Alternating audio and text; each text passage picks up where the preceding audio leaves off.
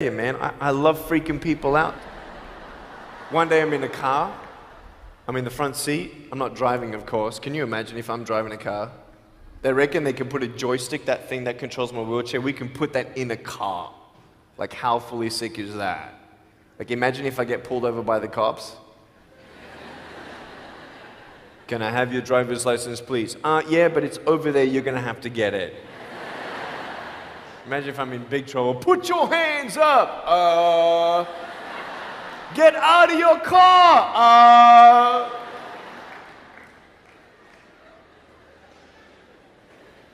So I'm in the front passenger seat, we're at the traffic lights, and this car comes up next to us, and this girl's looking at me. And I'm looking at her, she's looking at me, I'm looking at her, she's looking at me, I'm looking at her. All she sees is my head, right? She has no idea that I have no arms, no legs. So I'm thinking, cool. I'm gonna freak you out. So I get the seatbelt in my mouth and I loosen it like this so then I can freely move. And she's looking at me like, why are you eating your seatbelt?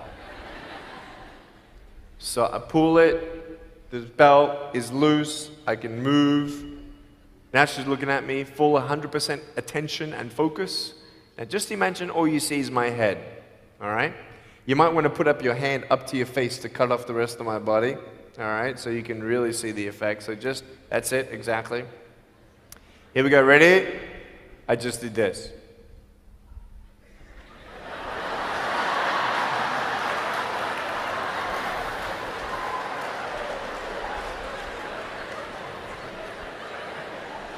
And her face, man, she was like, she nearly ran the red light, man. It was so good. My parents always said, Nick, you don't know what you can achieve until you try it. And the doctors looked at me and said, he's not going to walk, he's not going to go to school, he's not going to do anything in his life. And then my parents, they just loved me like crazy and said, you got to try. Try this, try that, try this, try that. And I'm thinking sometimes like, Mom and Dad, you're crazy, man. I have no arms, no legs. How would I ever be able to do this or do that? But they encouraged me and they loved me. And as human beings, we're waiting for stuff like that. We all want love. Everybody say, love. Very good. We all want love, and I went to school, and I wanted to be cool. You go to school, and you want to be accepted, and so you see these guys, and you're like, oh man, everyone swears like every third sentence, F this and F that and F and this and F.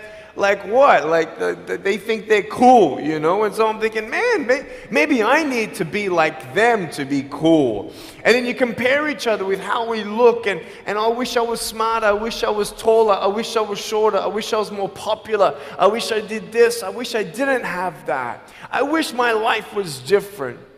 That was me when I was about 8 years old. I looked at myself and I looked at everybody else, and everyone else had more than me. And I'm asking, why? Why me? Have you ever asked the why me questions, but get nowhere? If I had no answers from the doctors, and if I had no answers from my parents, I still have a choice every day in my life to keep going or give up. You see this book up here? This is my favorite book in the whole wide world. This is my favorite book, the Bible. And here I am.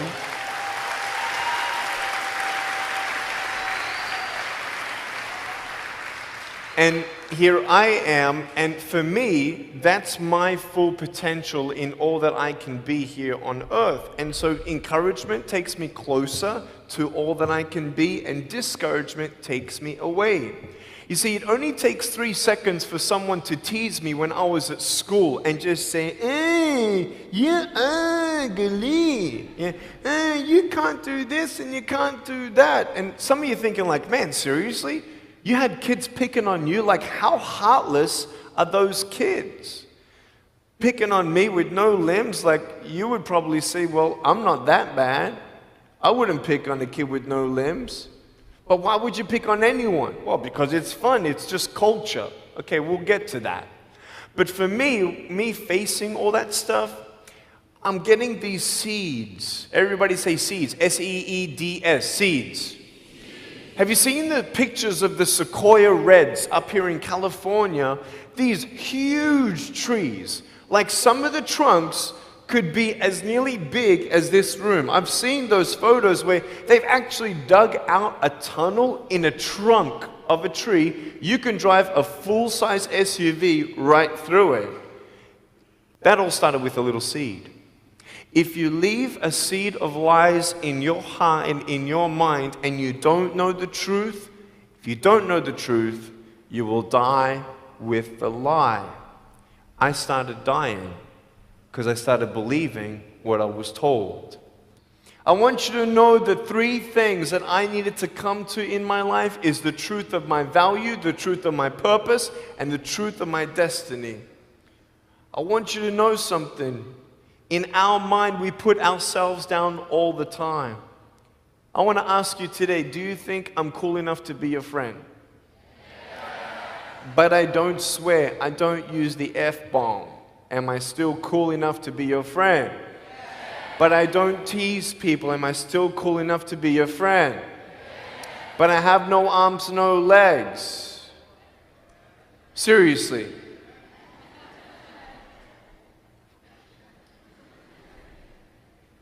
You would be my friend even though I have no arms, no legs. So you're telling me it actually doesn't matter, right? If it actually doesn't matter for how we look, then why do we tease each other for how we look if it actually doesn't matter?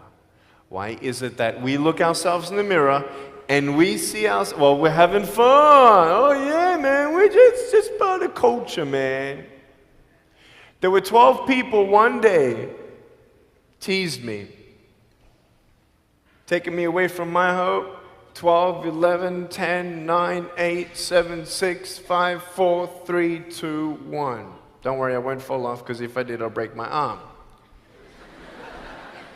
But 12 people teased me one day, and I can put a pretty brave face on,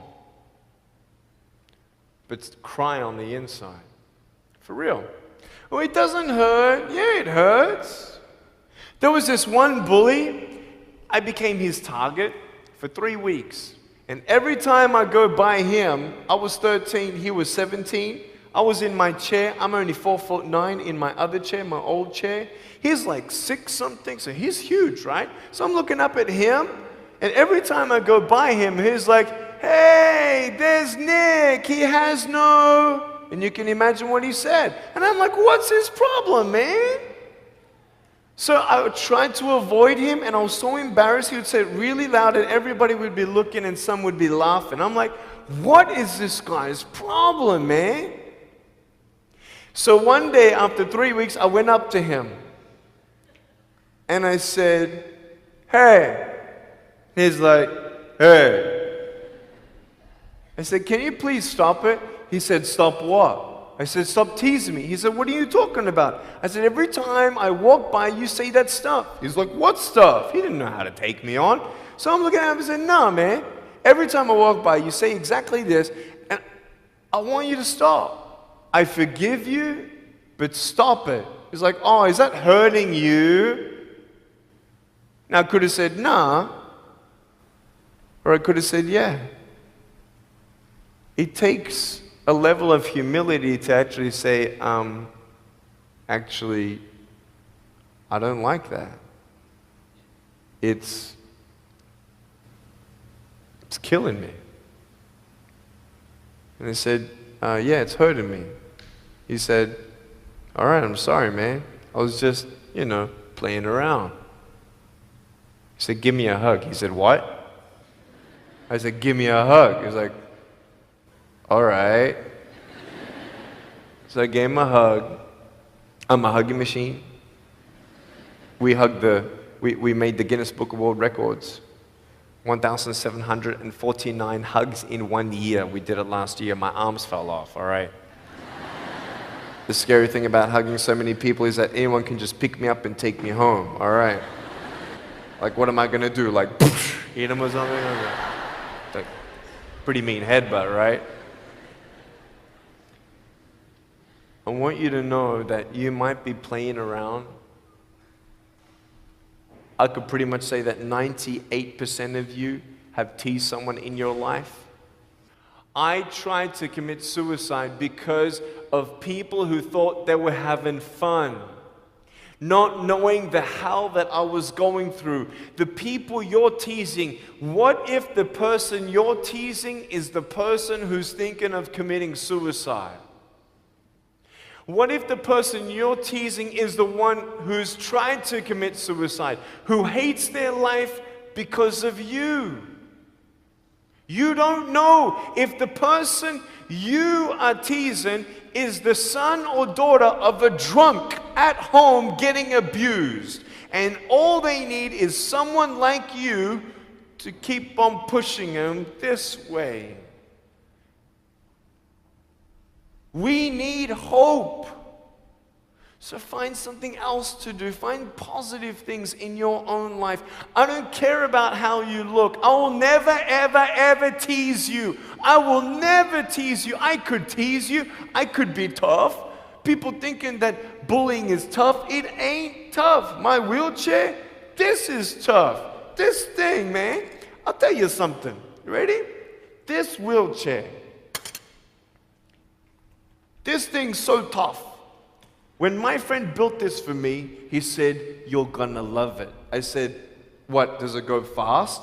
He said, "No, but it's tough." And I said, "Well, what do you mean?" He said, "You'll find out."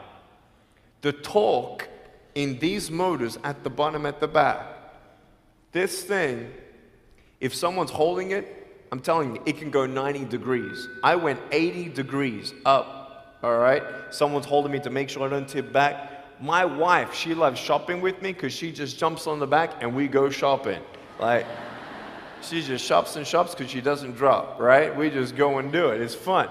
Now, what I tried one day to do, you'll never believe me, maybe you will, just know that every word that comes out of my mouth is not an exaggeration. One day, I needed to move a car. So I got my wife to put my car, my 66 Chevelle, in neutral. It's a 2.5-ton car. And I backed it back with this thing. Just like this, like nothing. This thing is tough. Guess what? The definition of tough means it's strong. To show your strength, you need to do something that's difficult. I would sound so stupid if I said, "Hey guys, I got a Matchbox car one day and I got some fishing line and I towed that Matchbox car all around all day. How tough is my BMW?" That's stupid. That's the same thing with bullying. You think you're tough? You're trying to show your strength? That's not your strength. Let me come back in 10 years and let me get your anyone have a 3-year-old nephew? Anybody have a 3-year-old nephew? Cool, put your hands down. I will get any one of your 3-year-old nephews, bring them tomorrow night at where I'm speaking, and we're going to put him up on stage, and let me show you how tough I am. We'll get your 3-year-old nephew, and we'll put him up here on the table, and let me tease him. Let me show you how tough I am. That's what you are. I could pick on you, you biggest bullies. I could pick on anything you like. Any singer, any music that you like, I could tease you. I could tease your family. I could tease your friends. I could tease about the movies that you think are really cool. I could tease anything about you. I could tease you about your nose, your eyes, your teeth, your chin, your hair, your ears, your elbows, your knees, your whatever, man. I can tease you about anything. It ain't hard, just like you can tease me. You want to know what tough is?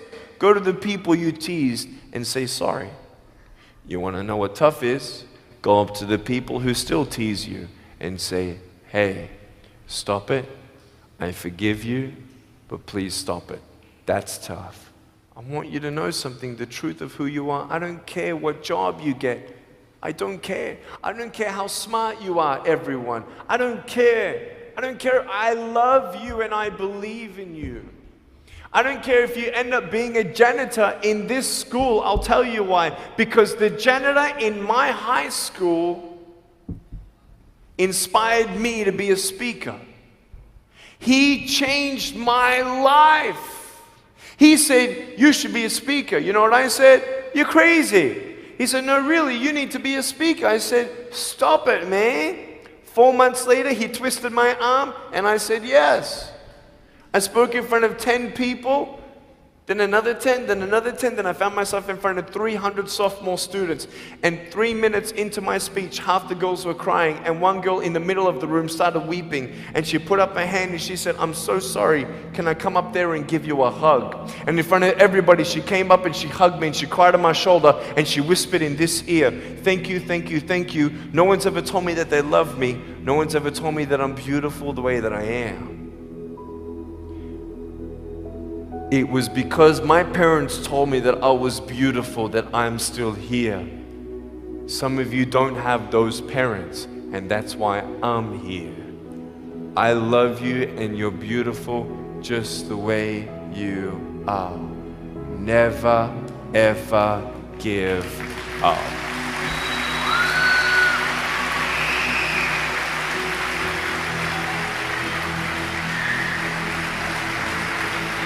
How many schools do you think that I spoke to actually stopped bullying altogether? Okay. Whoever said one, you were correct. One school out of 600, I got a letter from the headmaster, and he said, Nick, you forever changed our school, blah, blah, blah. We haven't seen any bullies pick on anybody for 8 months straight. We don't know what happened, but in the best words that I can describe, there's just a new thought in the air that it just ain't cool anymore. It just ain't cool. I want to ask you, what are you going to do? Are you going to continue on at the risk of knowing that in each section, this section right here, 5 people are already trying to commit suicide? That section there, 5 people. When you extrapolate it out, what if the person you're teasing is one of those, and you have no idea? Would you find something else to do? So, the change is up to you. If you want to see more love in your school, be love. If 50% of the school come together and say, you know what, it just ain't cool anymore, the people who think it's still cool, every time they look down upon you, I want you to imagine my face looking at you. Because I'm telling you, everyone you're teasing is my brother and my sister. And you're my brother and you're my sister. And I'm asking you to stop. Love yourself a bit more. Love each other a lot more.